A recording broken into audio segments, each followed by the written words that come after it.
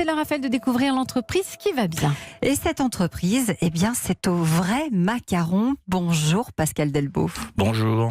Merci d'être avec nous. C'est vous qui dirigez cette maison depuis 20 ans, je Depuis crois. 20 ans, oui, c'est ça. En Touraine. Oui. Entreprise qui a été manifestement créée avant 1908, mais vous avez pu retrouver, je crois, une carte postale de sa date. Mais la recette, elle est vraiment beaucoup plus ancienne. On remonte, jusqu'à 971, c'est ça ? 781 même. 781. 781. Et les premiers écrits pour les recettes étaient au XVIIe siècle. Mais vraiment, le biscuit a été créé en 781. Quoi. Alors, ce biscuit, il a quelque chose de particulier et il a été créé dans une abbaye. C'est ça, oui, c'est ça, l'abbaye de Cormery. L'abbaye de Cormery où vous êtes toujours. Où je suis toujours, alors qui est un petit peu, je dirais pas en ruine, mais on essaye de remettre tout ça un peu au goût du jour. Mais c'est une très belle abbaye et aujourd'hui on la visite.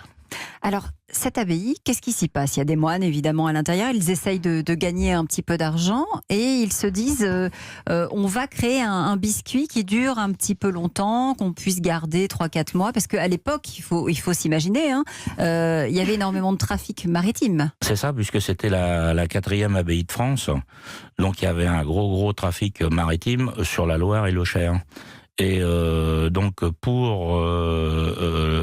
pour que les marins puissent avoir des produits, il fallait inventer un biscuit qui tenait plusieurs semaines, quoi. Alors, comment ont-ils fait pour inventer ce fameux macaron ? En fin de compte, c'était une préparation de poudre d'amande et de blanc d'œuf. Et ils ont d'abord cherché les mélanges, en fin de compte. Ils ont cherché les mélanges pour avoir cette pâte. Donc ça a duré un petit moment. Et donc ils ont trouvé un mélange, mais le souci qu'il y avait, c'est qu'il n'y avait pas de forme. Ah. Donc les moines bénédictins, qui sont, je dirais, un petit peu comme moi, bien enveloppés, ont travaillé assez dur. Enfin, le moine pâtissier qu'il y avait à cette époque-là a travaillé assez dur pour trouver une forme au biscuit. Et il s'est endormi. Et il s'est endormi sur la pâte. Et quand il s'est réveillé, il y avait la forme de son nombril. Et ça lui a donné l'idée de faire un biscuit rond avec un petit trou dans le milieu. C'est comme ça qu'est né le vrai macaron. Alors, vrai macaron. Oui, c'est ça. Pourquoi vrai macaron ? Il y a un faux macaron ? Non, c'est parce qu'en fin de compte, on est 2 entreprises sur Cormery à le fabriquer. Et c'est juste pour différencier les 2 entreprises, quoi. Alors, comment vous découvrez cette entreprise et ses recettes et cette histoire ? Vous arrivez en 1994 dans la région et comment vous faites pour vous passionner J'étais un peu passionné déjà par l'abbaye au niveau de l'historique et ce monument qui est vraiment magnifique, quoi. Je me suis en fin de compte aperçu qu'il existait grâce au macaron. Il a été connu grâce au macaron. Et donc j'étais dans le village juste à côté. Et je me suis dit un jour s'il y a une des boulangeries à vendre dans le village, je veux faire des macarons, quoi. Et donc il s'est trouvé en 2000, j'ai racheté la boulangerie et j'ai racheté aussi le concept, puisque en fin de compte les anciens propriétaires vendaient le concept, puisque la recette des macarons est protégée aujourd'hui. On évite trop la divulguer, on essaye de se la garder pour nous. Vous allez nous la donner à nous, non ? Oui, bien sûr. Bien sûr, je vais vous la donner. Mais donc, quand je suis arrivé à Cormery, le biscuit n'était pas connu comme il est connu aujourd'hui. Pourquoi ?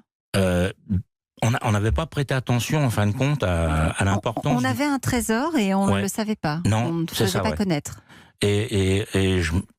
On s'est dit, c'est quand même dommage d'avoir un biscuit qui a vécu aussi longtemps, qui a voyagé, on a eu en Italie des traces du macaron de Cormery en Italie, et se dire, mince, qu'est-ce qu'on peut en faire, quoi. Et on a remis un petit peu toute la com au goût du jour. Et on s'est trouvé à être un petit peu sollicité par les radios, par des chaînes nationales et internationales. Et un jour, on a eu la visite d'une chaîne japonaise qui est venue nous voir Et cette chaîne japonaise est venue voir la fabrication, est venue nous poser des questions, est venue visiter l'abbaye, et ils nous ont fait un reportage au Japon, enfin sur une grosse télé japonaise. Et c'est comme ça que vous avez eu l'idée de mettre du yuzu, par exemple, c'est ça, dans vos macarons. Oui, c'est ça. Et puis l'écorce d'orange aussi, d'ailleurs, parce qu'on met un peu d'écorce d'orange. Et donc, du coup, on s'est trouvé à être invité au Japon. C'est comme ça que vous faites de l'international aujourd'hui. Voilà, aujourd'hui, ouais. Que dit notre coach de cette belle histoire, Jean-Christophe? Alors moi, j'ai envie de comprendre comment vous êtes arrivé là, parce que vous dites que vous avez racheté ce qui existait, en fait. Oui, c'est ça. Ouais. Mais c'est quoi votre histoire avant qu'est-ce qui vous a amené là? En dehors de l'abbaye, vous aimez l'abbaye, c'est clair? C'est ça, oui, mais je suis pâtissier de métier. Ah voilà, c'est ça, d'accord. Je suis pâtissier boulanger. Et donc les macarons se font dans une pâtisserie boulangerie. Donc j'ai mon entreprise dans Cormery, donc je vends pas que les macarons, mais aujourd'hui c'est une de mes meilleures ventes, quoi. Comment vous fabriquez aujourd'hui de manière traditionnelle? Toujours, toujours. Oui, à la main? Toujours à la main, oui. Oui, n'hésitez pas à aller sur les réseaux sociaux, on nous voit travailler. Alors, comment vous faites? Combien de temps pour fabriquer un macaron? Il faut, alors aujourd'hui, on va dire, c'est plutôt en tournée de macarons qu'on fabrique. Ouais. Pour faire 600 macarons, il nous faut 1 heure. Donc voilà. Donc on a démarré il y a 6-7 ans, on faisait une tournée de macarons tous les 15 jours à peu près, et aujourd'hui on en fait 2-3 par jour, quoi. 2-3 par jour? Voilà, ouais. Aujourd'hui, le développement des vrais macarons, c'est comment que vous l'envisagez? Alors, le souci qu'on a, c'est que c'est un produit frais. Donc c'est un produit qui se conserve, mais pas éternellement. Donc pour l'international, c'est un peu compliqué. Par contre, en France, oui, on commence sérieusement à développer. Et on a quand même quelques maisons qui viennent nous voir aujourd'hui pour proposer chez eux les macarons de Cormery. C'est les vrais macarons de Cormery et c'est l'entreprise qui va bien. Merci beaucoup d'être venu nous en parler aujourd'hui sur Europe 1. Je suis sûre que ça a donné faim à pas mal de monde aujourd'hui.